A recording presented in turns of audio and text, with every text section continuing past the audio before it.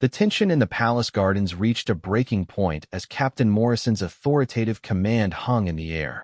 Thomas's face flushed with a mixture of anger and embarrassment as he realized the extent to which his reaction had escalated beyond appropriate boundaries.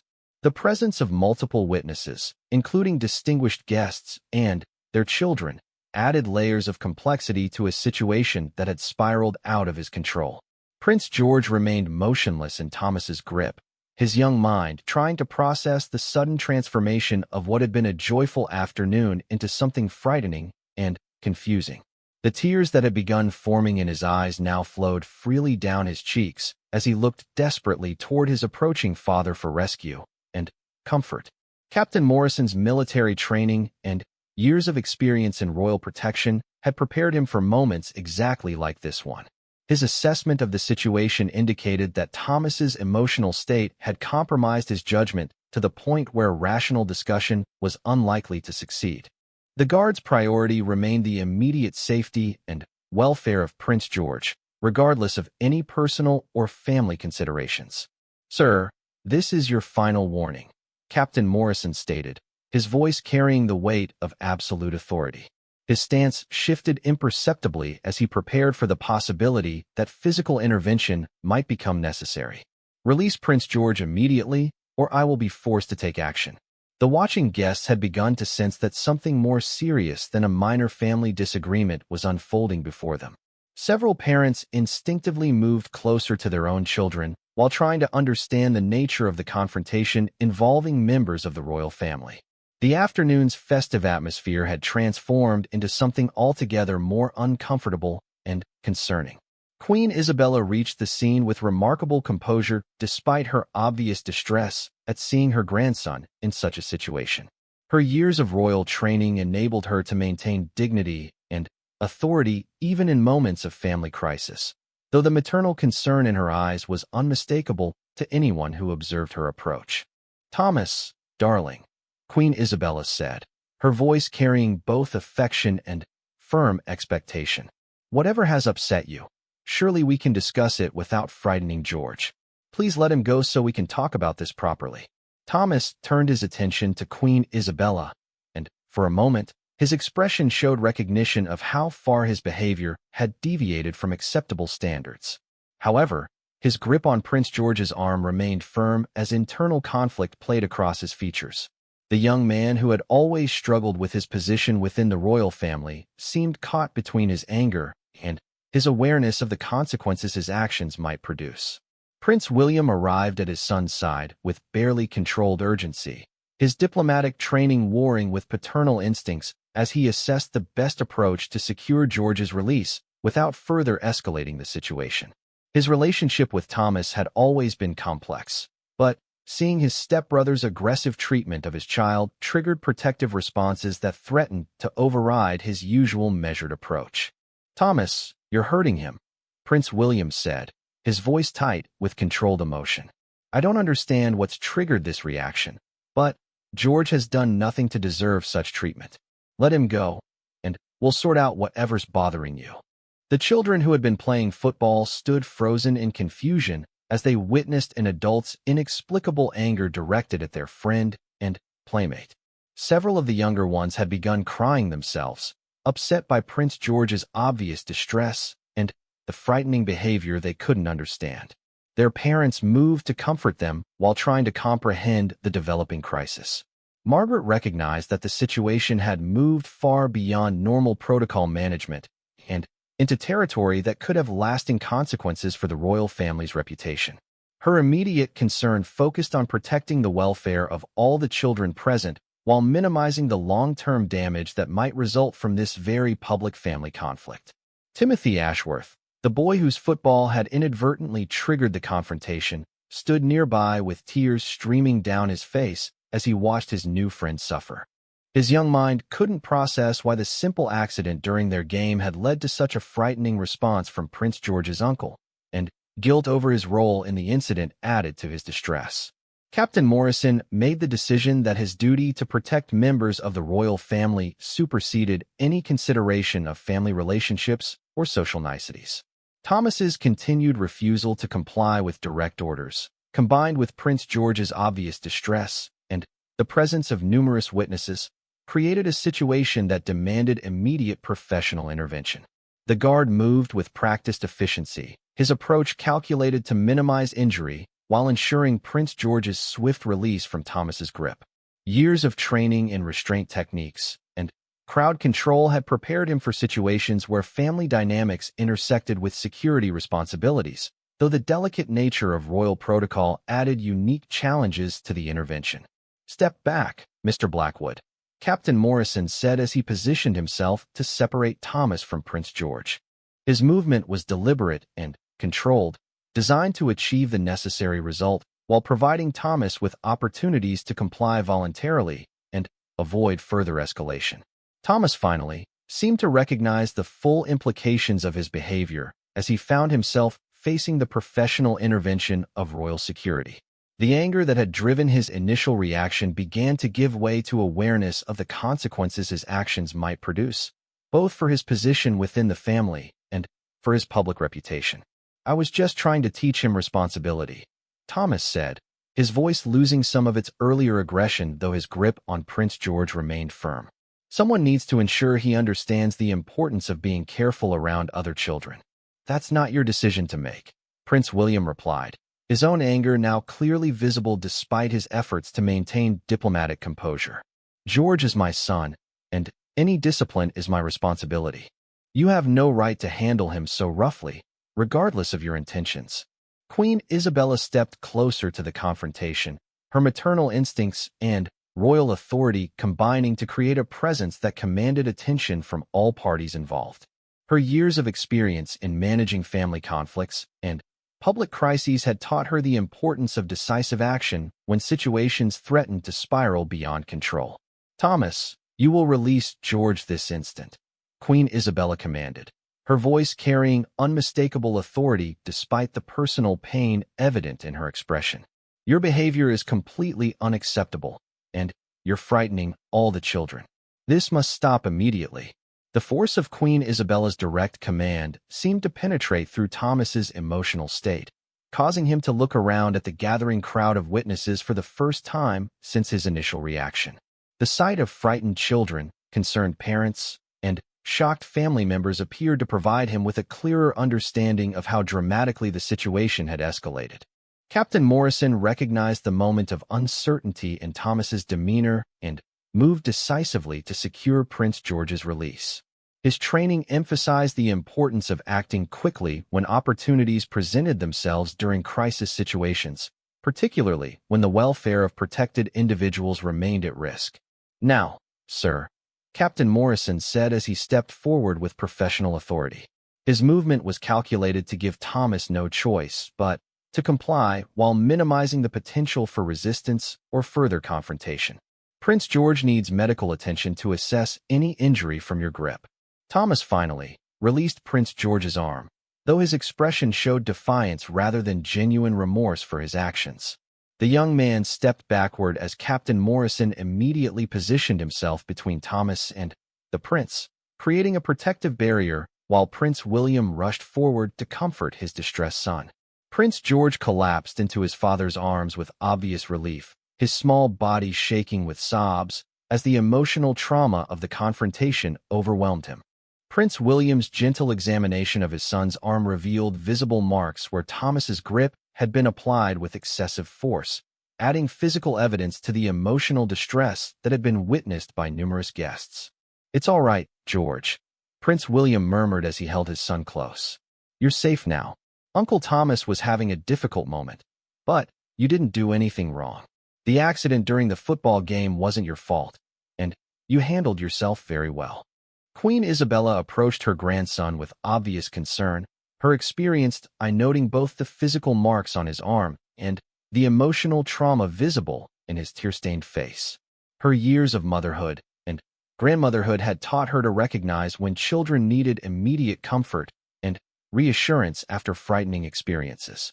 Dr. Elizabeth Hartwell, the royal family physician who attended all major events as a precautionary measure, had been summoned by Margaret and arrived quickly to assess Prince George's condition. Her professional demeanor and gentle approach with young patients made her an ideal choice for examining the prince while minimizing additional trauma from the medical evaluation.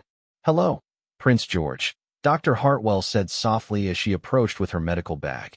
"I heard you had a bit of excitement during the football game. Would you mind if I take a look at your arm to make sure everything is all right?" Prince George nodded bravely, though his tears continued to flow as Dr. Hartwell conducted her examination. Her gentle touch and reassuring manner helped calm the young prince while she assessed the extent of any physical injury resulting from Thomas's aggressive grip. "There's some bruising that will likely develop over the next few hours," Dr. Hartwell reported to Prince William and Queen Isabella. "However, there doesn't appear to be any serious injury. The emotional distress is probably more significant than the physical trauma at this point." Margaret had been working quietly to manage the crowd of witnesses, providing reassurance to concerned guests while attempting to maintain some semblance of normal social interaction despite the dramatic interruption to the afternoon's festivities. Her experience in crisis management proved invaluable as she balanced transparency about the situation with protection of the royal family's privacy. Thomas remained under Captain Morrison's watchful supervision, his earlier defiance gradually giving way to apparent recognition of the serious consequences his behavior might produce. The presence of numerous witnesses, including children and their parents, meant that his actions would likely become public knowledge regardless of any attempts at damage control. King Edward had been alerted to the situation and arrived with the measured pace of someone accustomed to handling various crises throughout his long reign. His expression showed both concern for his grandson's welfare and disappointment with Thomas's behavior, though his years of royal training enabled him to maintain appropriate dignity despite the family conflict. "How is George?" King Edward asked as he approached the group surrounding his grandson. His voice carried both authority and genuine concern as he assessed the situation and its potential implications for both family relationships and public perception. "He'll be fine physically," Prince William replied, his voice still tight with controlled anger. "Though I suspect this experience will have lasting effects on his relationship with Thomas and his comfort level during public events." The gathered guests had been provided with refreshments and alternative activities by Margaret's efficient staff, though the festive atmosphere of the annual garden party had been irreparably damaged by the confrontation. Several families were already making preparations to depart, their enjoyment of the royal hospitality overshadowed by the disturbing scene they had witnessed. Captain Morrison maintained his professional vigilance while considering the various security implications of Thomas's behavior. The incident would require detailed reporting and likely result in changes to future protocols regarding Thomas's access to royal family members, particularly during public events involving children. "Your Majesty," Captain Morrison addressed King Edward with formal respect, "I believe it would be advisable to escort Mr. Blackwood from the grounds while we complete our assessment of this incident. Prince George's welfare remains our primary concern, and additional confrontation should be avoided." King Edward nodded his agreement with the security recommendation, though his expression showed the personal pain of making such a decision about a family member.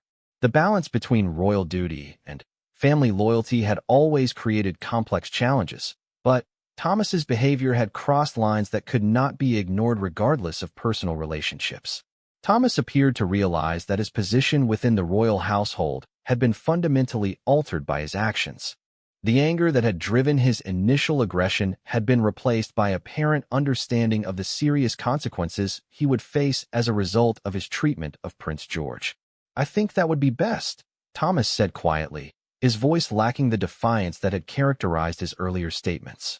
"I clearly need time to reflect on my behavior and its appropriateness." As Thomas was escorted from the gardens under Captain Morrison's supervision, the remaining family members focused their attention on Prince George's recovery and the management of the ongoing event. The young prince had stopped crying but remained close to his father, seeking the security and comfort that the afternoon's trauma had temporarily shattered. Queen Isabella addressed the gathered guests with the poise and authority that had characterized her decades of public service. Her ability to acknowledge the difficult situation while maintaining appropriate dignity demonstrated the leadership qualities that had earned her the respect and admiration of the British people. I apologize for the distressing incident you've witnessed, Queen Isabella said, her voice carrying clearly across the gardens. Family disagreements can sometimes become more heated than appropriate, particularly when they involve our children's welfare. Prince George is fine, and we hope you'll continue to enjoy the afternoon's activities. The royal family's response to the crisis demonstrated their commitment to transparency and accountability while protecting the welfare of all involved parties. The incident would undoubtedly have lasting consequences for family relationships and public perception, but their immediate priority remained ensuring Prince George's emotional recovery and maintaining the dignity of the monarchy during a challenging moment. The treasure hunt began with great enthusiasm as children scattered across the designated areas of the palace gardens. Prince George led by example, encouraging younger participants and offering helpful hints to those who struggled with the more challenging clues. His natural leadership abilities shone as he balanced his competitive spirit with genuine concern for ensuring everyone enjoyed the experience. Margaret positioned herself near the central fountain, from where she could observe most of the activity while remaining available to address any issues that might arise. The carefully planned event unfolded smoothly, with staff members stationed at strategic points to provide assistance and maintain safety standards throughout the grounds. Thomas had taken his assigned position near the rose garden, where several of the older children worked to solve more complex riddles and locate hidden treasures.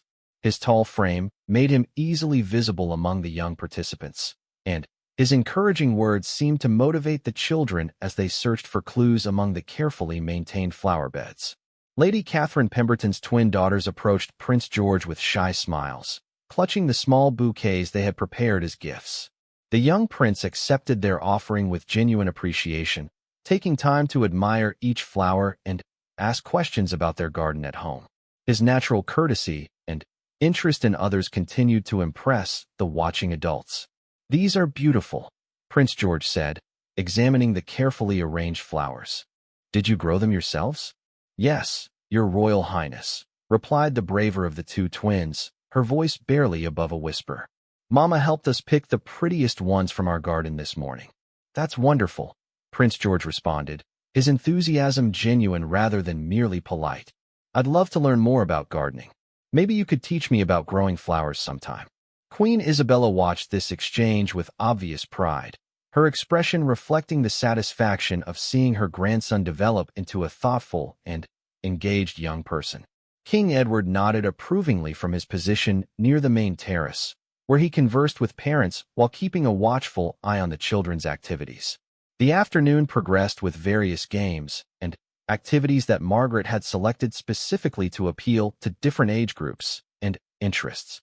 Younger children enjoyed simple treasure hunts and puppet shows, while older participants engaged in more challenging puzzles and competitive games that required teamwork and problem-solving skills. Timothy Ashworth, the boy who had brought his football to show Prince George, finally approached the young prince during a break between activities. His freckled face beamed with excitement as he displayed his prized possession, explaining the special features that made it different from ordinary footballs. "It's got signatures from real players," Timothy explained, pointing to various marks on the ball's surface. "My father took me to a match last month, and we got to meet them afterwards." Prince George examined the football with genuine interest, asking questions about the players and the match that demonstrated his own knowledge of the sport. The two boys quickly discovered shared enthusiasm for football, leading to an impromptu discussion about their favorite teams and memorable games they had watched. "Would you like to have a quick kickabout?" Prince George suggested, glancing toward an open area of lawn where other children had begun an informal game. "We could join the others for a few minutes." Margaret observed this interaction while simultaneously monitoring the overall flow of the event. Her experience had taught her to watch for moments when the young prince's enthusiasm might lead him into situations that required careful management. While physical activities were encouraged, maintaining appropriate behavior and avoiding accidents remained constant concerns during royal events. Thomas noticed the developing football game and moved closer to the action, his expression showing increased interest in the proceedings. Margaret noted his approach, but initially saw nothing concerning in his decision to supervise the children's play more closely. His position near the activity area aligned with his assigned responsibilities for the afternoon. The informal football game attracted more participants as children finished their treasure hunt activities and sought new entertainment. Prince George naturally assumed a leadership role, organizing teams and establishing basic rules that ensured fair play and maximum participation. His inclusive approach impressed watching adults while demonstrating the leadership training he received as part of his royal education. "Everyone gets a turn," Prince George announced, his voice carrying clearly across the lawn. "We'll switch positions every few minutes so no one has to stay in goal too long." The game proceeded with the enthusiastic chaos typical of children's sports, with players of varying skill levels contributing to an atmosphere of pure enjoyment rather than serious competition. Prince George's ability to encourage less confident participants while maintaining the interest of more athletic children showcased his developing diplomatic skills. Margaret's attention was divided between the football game and other ongoing activities when she noticed a shift in Thomas's demeanor.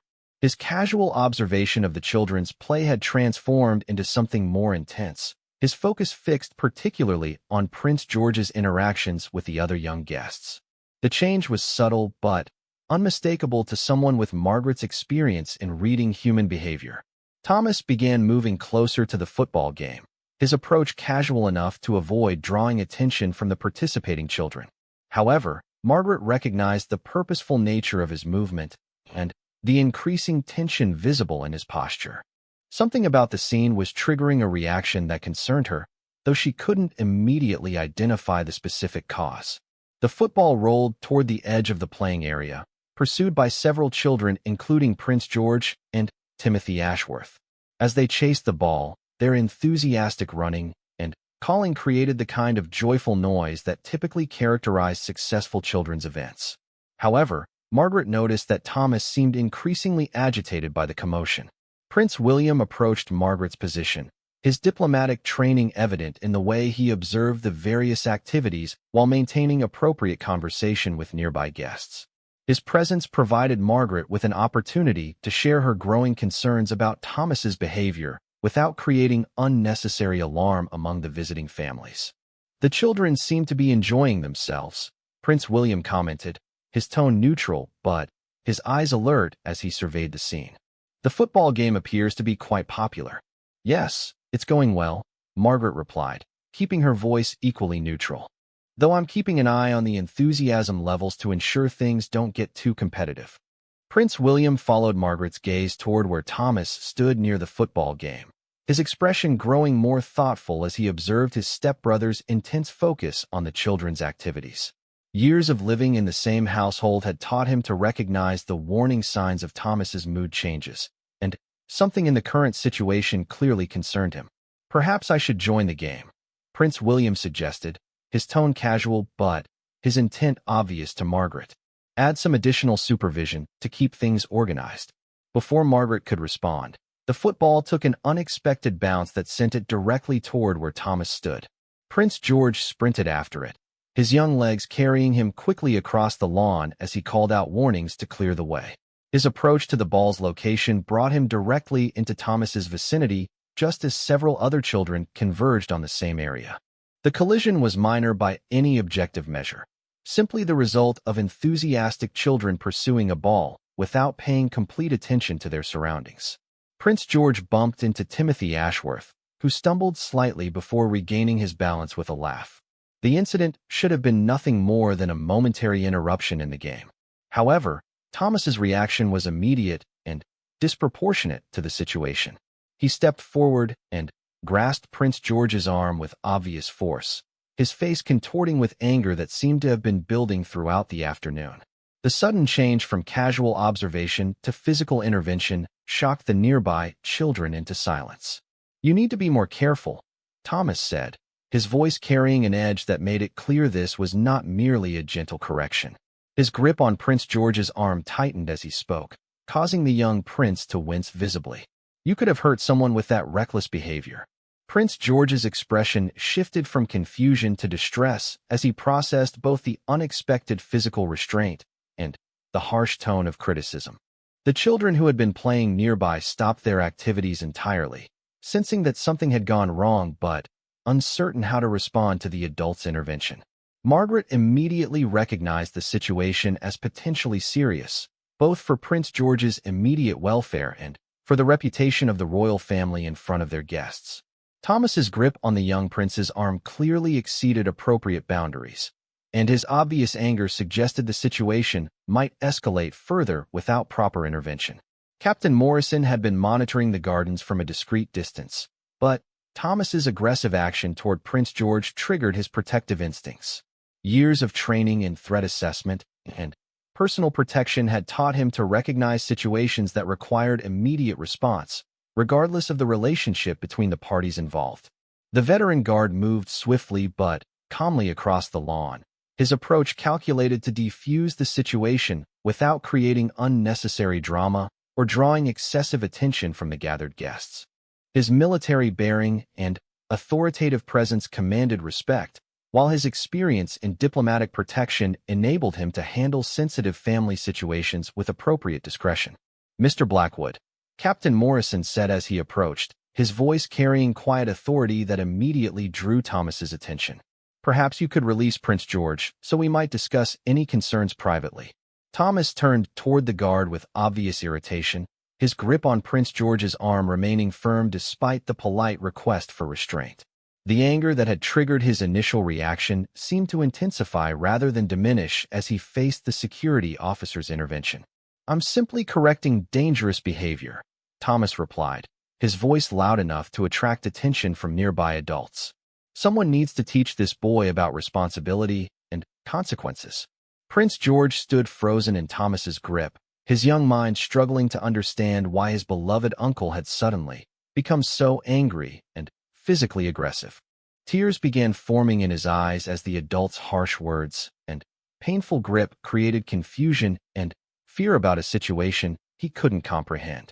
Captain Morrison recognized the escalating nature of the confrontation and the need for decisive action to protect Prince George from further distress.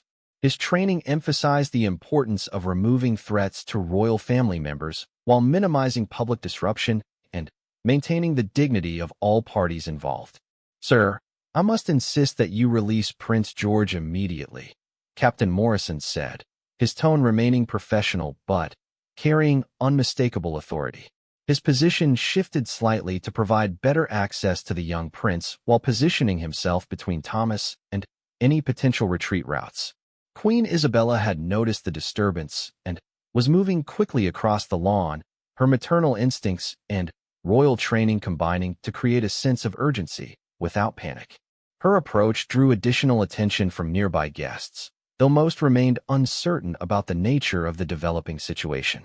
Margaret activated her crisis management training, smoothly moving to redirect the attention of watching families while ensuring that any necessary assistance remained readily available. Her years of experience in royal protocol had prepared her for various emergency scenarios, though family conflicts during public events presented unique challenges. Thomas's refusal to release Prince George despite Captain Morrison's direct request represented a clear escalation that required immediate resolution. The guard's assessment indicated that verbal persuasion had failed and that physical intervention might become necessary to ensure the young prince's safety and welfare.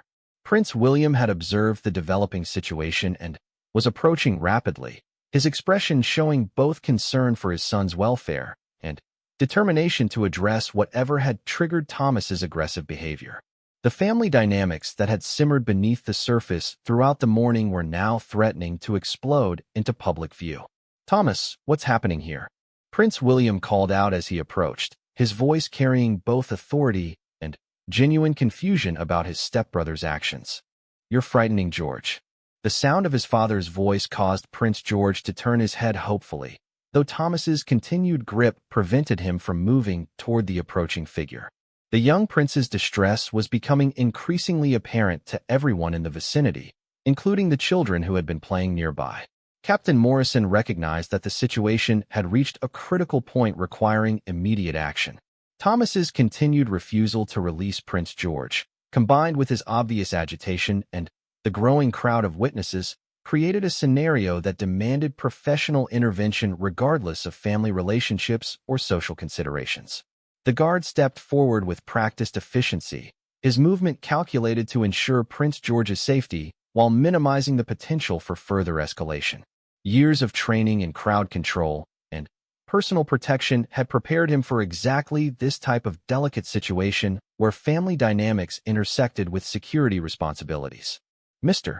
Blackwood, step away from Prince George now," Captain Morrison commanded, his voice carrying the full authority of his position and the backing of the royal household. His stance indicated readiness to enforce the directive physically if necessary, while his expression remained professionally neutral despite the gravity of the situation. The morning sun cast long shadows across the marble floors of Ravencrest Palace as Lady Margaret Thornfield hurried through the ornate corridors. Her heels clicked rhythmically against the polished stone, echoing in the vast hallways adorned with portraits of ancient monarchs. Today marked the annual Children's Garden Party, an event she had organized countless times before, yet her stomach churned with familiar anxiety. Margaret had served as the royal protocol officer for nearly 15 years, witnessing the evolution of the royal family through triumphs and scandals. The current monarch, King Edward VII, ruled with wisdom gained from decades of experience, while his wife, Queen Isabella, brought grace and compassion to every public appearance. Their eldest son, Crown Prince William, represented the future of the monarchy with his steady demeanor and growing political awareness. However, it was Queen Isabella's son from her previous marriage, Thomas Blackwood, who caused Margaret the most concern. At 28, Thomas possessed the striking good looks and natural charm that made him a favorite among photographers and gossip columnists. His dark hair and piercing blue eyes, inherited from his late father, distinguished him from the fair-haired royal bloodline. Yet beneath his polished exterior lay a volatile temperament that had erupted in private moments throughout the years. Thomas had never fully accepted his role as the stepson in the royal household. Though King Edward treated him with genuine affection and provided him with every privilege, Thomas remained sensitive about his position. He craved recognition and respect, often pushing boundaries to assert his importance within the family hierarchy. His relationship with his younger half-brother, Prince William, fluctuated between brotherly affection and subtle competition. The object of today's particular concern was young Prince George, William's 8-year-old son and third in line to the throne. The boy possessed an infectious enthusiasm for life that delighted everyone who encountered him.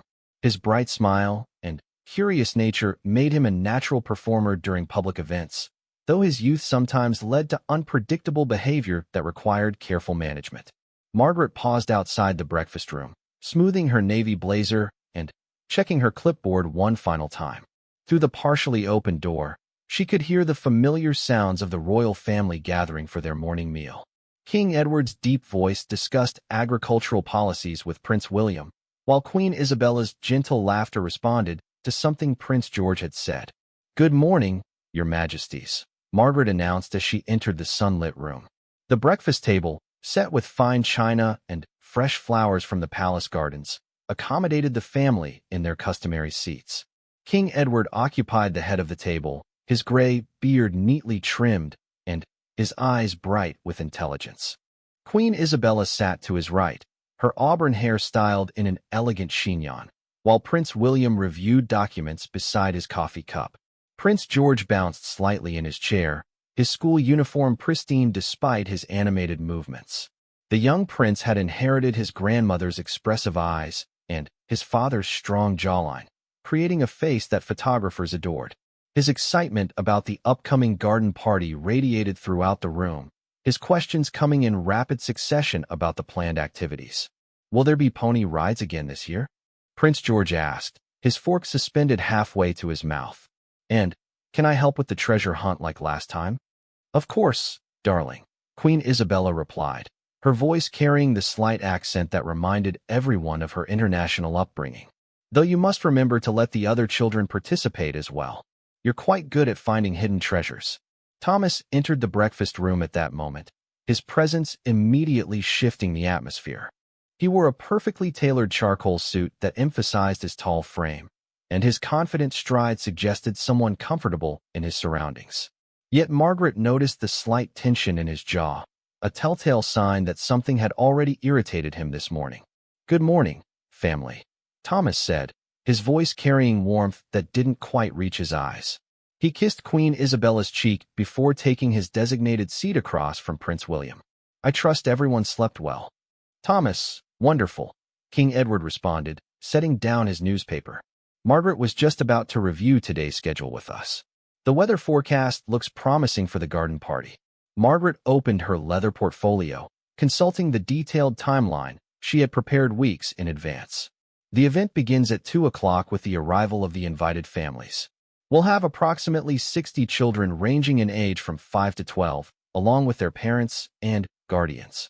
The activities include traditional games, a puppet show, and the annual treasure hunt that Prince George mentioned." "What's my role today?" Thomas inquired, spreading marmalade on his toast with deliberate precision. "I assume I'm expected to participate in some capacity." "You'll be stationed near the Rose Garden," Margaret explained, helping to supervise the older children during their activities. "Your natural rapport with young people makes you perfect for that assignment." Thomas nodded, though Margaret detected a flicker of dissatisfaction in his expression. She suspected he had hoped for a more prominent role, perhaps joining King Edward and Queen Isabella in the formal reception of guests. However, protocol dictated specific assignments based on official titles and responsibilities within the royal hierarchy. Prince George finished his breakfast and requested permission to explore the gardens before the event began. Queen Isabella granted his request with the condition that he stay within sight of the palace windows and avoid the areas where staff members were still preparing decorations and equipment.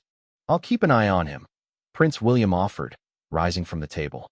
"I need to review the security arrangements anyway." "That won't be necessary," Thomas interjected, his tone casual yet determined. "I'm heading outside anyway to familiarize myself with today's setup. George and I can explore together." Margaret observed the brief exchange of glances between Prince William and his stepbrother.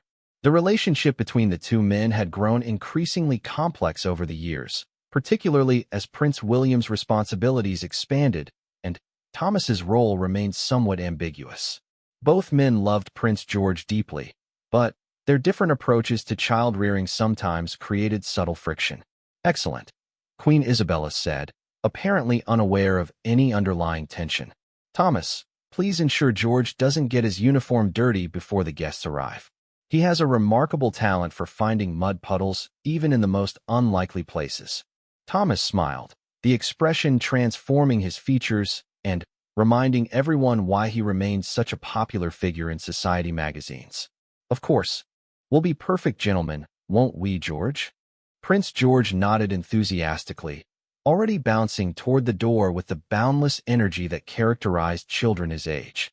His excitement about spending time with his Uncle Thomas was evident in his bright expression and animated gestures. Margaret gathered her materials and excused herself to continue preparations, but something nagged at her consciousness as she left the breakfast room. Perhaps it was Thomas's eagerness to volunteer for child supervising duties, or maybe it was the subtle way Prince William had hesitated before agreeing to the arrangement. Her years of experience in royal protocol had taught her to pay attention to such instinctive warnings. The palace gardens sprawled across 15 acres of meticulously maintained lawns, flower beds, and ornamental features. Gardeners had worked since dawn to ensure every detail met the exacting standards expected for royal events. Colorful banners fluttered from strategically placed poles, while tables laden with refreshments awaited the arrival of young guests and their families. Margaret found herself positioned near the main terrace, overseeing the final adjustments to the treasure hunt course. She could see Thomas and Prince George in the distance, walking along the gravel paths that wound through the formal gardens. The young prince gestured animatedly as he pointed out various features to his uncle, his enthusiasm evident even from a considerable distance. Captain James Morrison, the head of royal security, approached Margaret with his characteristic measured stride. His military bearing and alert expression reflected years of training in personal protection, and his reputation for thoroughness had earned him the complete trust of the royal family. "Everything appears to be on schedule," Captain Morrison reported, his voice low enough to avoid disturbing nearby staff members. "Security sweeps are complete, and all personnel are in position. The guest list has been verified, and we have additional officers stationed throughout the grounds. Excellent, Margaret replied, though her attention remained partially focused on the distant figures of Thomas and Prince George. Any specific concerns I should be aware of? Captain Morrison followed her gaze toward the gardens. Nothing unusual, though I did notice that Mr. Blackwood seemed somewhat tense during this morning's briefing. He asked several questions about the day's schedule and his specific responsibilities. Margaret nodded, filing away this observation alongside her earlier concerns. Thomas's behavior wasn't necessarily problematic, but the combination of small details created a pattern that experienced palace staff learned to monitor carefully. The sound of approaching vehicles announced the arrival of the first guests. Margaret straightened her shoulders and activated her professional demeanor, preparing to welcome the children and families who would spend the afternoon enjoying royal hospitality. She glanced once more toward the gardens, noting that Thomas and Prince George had moved closer to the main activity areas. Lady Catherine Pemberton, one of the Queen's longtime friends, emerged from the first vehicle with her twin daughters. The girls, dressed in matching blue dresses with white ribbons, clutched small bouquets of flowers they had obviously prepared as gifts for the royal family. Their nervous excitement was palpable as they approached the palace steps. "Lady Pemberton, how delightful to see you," Margaret greeted warmly, extending her hand in welcome. "The girls look absolutely lovely. I'm sure Prince George will be thrilled to see them again." "Thank you, Margaret," Lady Catherine replied, her voice carrying the refined accent of England's upper class. The twins have been talking about nothing else for weeks. They've been practicing their curtsies and preparing questions to ask Prince George about his recent pony riding lessons. More vehicles arrived in quick succession, disgorging an assortment of well-dressed families who had received the coveted invitations to the royal garden party. Children of various ages emerged from cars and carriages, their excitement building as they glimpsed the palace's magnificent facade and the elaborate decorations visible in the gardens beyond. Margaret guided the gathering crowd toward the formal reception area where King Edward and Queen Isabella would soon appear to welcome their guests. Prince William took his position near the main entrance, his diplomatic training evident in the warm smiles and appropriate greetings he offered to each family. "Where's Prince George?" asked young Timothy Ashworth, a freckled boy of 9 whose father served as a member of Parliament. "I brought my new football to show him. He's exploring the gardens with his uncle," Margaret explained, gesturing toward the landscaped areas where Thomas and Prince George remained visible in the distance. "He'll join us shortly for the official welcome." The afternoon sun climbed higher, warming the air and creating perfect conditions for outdoor activities. Staff members made final adjustments to game stations and refreshment tables while musicians tuned their instruments for the scheduled entertainment. Everything proceeded according to Margaret's carefully orchestrated plan, yet she found herself repeatedly checking the gardens where Thomas and Prince George continued their private exploration. Queen Isabella appeared on the main terrace, resplendent in a flowing lavender dress that complemented her coloring perfectly. Her presence immediately commanded attention as guests recognized the opportunity to interact with royalty in a relaxed, informal setting. Children who had been chattering nervously fell silent, suddenly, aware of the significance of their surroundings. "Good afternoon, everyone," Queen Isabella called out, her voice carrying easily across the assembled crowd. "Welcome to our annual garden party. We're delighted to have you join us for an afternoon of fun and friendship." King Edward emerged beside his wife, his imposing figure softened by the genuine warmth of his expression as he surveyed the gathering of young guests. His years of experience in public relations showed as he immediately identified several children by name, remembering details from previous encounters that made each family feel specially valued. "I see some familiar faces among our guests," King Edward announced, his voice booming across the terrace. "And many new friends as well. Prince George is particularly excited about today's treasure hunt, and I believe he's prepared some special surprises for everyone." Margaret scanned the gardens once more, noting that Thomas and Prince George had moved significantly closer to the main activity area. The young prince's animated gestures suggested he was sharing his excitement about the upcoming festivities with his uncle, who appeared to be listening with appropriate attention and interest. The formal welcome concluded with Queen Isabella's invitation for guests to explore the gardens and begin participating in the various planned activities. Children immediately dispersed toward different attractions, their initial nervousness replaced by enthusiasm for the adventures ahead. Parents followed at a more measured pace, many of them equally excited about the opportunity to experience royal hospitality. Margaret consulted her schedule, noting that Prince George should rejoin the main group within the next few minutes to participate in the opening ceremony for the treasure hunt. She had specifically designed this activity to showcase the young prince's natural leadership abilities while ensuring all guests felt included in the excitement.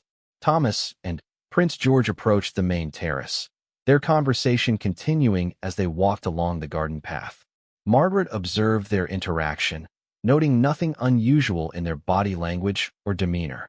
Thomas appeared relaxed and attentive, while Prince George maintained his characteristic enthusiasm and energy. "Uncle Thomas was showing me the new fountain," Prince George announced as he rejoined the gathered crowd. "The water makes different patterns depending on how you adjust the controls." "How wonderful," Queen Isabella responded, smoothing a strand of hair that had escaped from Prince George's carefully styled appearance. "Now, darling, are you ready to help explain the treasure hunt rules to our guests?" Prince George nodded eagerly, positioning himself beside his grandmother where all the children could see and hear him clearly. His natural confidence in public situations continued to impress the adults who witnessed his development, and his genuine enthusiasm made him an effective ambassador for the royal family's commitment to young people. The treasure hunt explanation proceeded smoothly, with Prince George demonstrating both knowledge and consideration for his guests' varying ages and abilities. Margaret noted with satisfaction that the afternoon was developing exactly as planned, with all participants engaged and enjoying themselves in the beautiful palace gardens. Yet something in Thomas's expression as he watched his young nephew perform his public duties caused Margaret to maintain her vigilant observation. His smile seemed forced, and his hands remained clenched in a way that suggested underlying tension despite the pleasant surroundings and successful event.